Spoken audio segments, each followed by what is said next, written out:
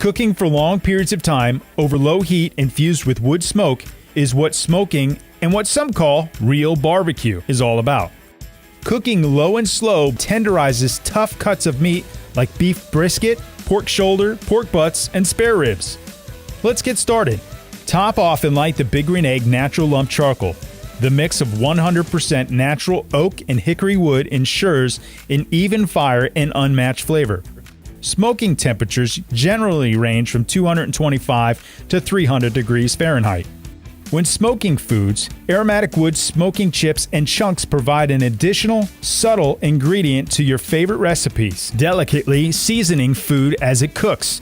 Chips are ideal for quick bursts of smoke, while the chunks are larger pieces of hardwood better suited for creating more smoke over a longer period of time.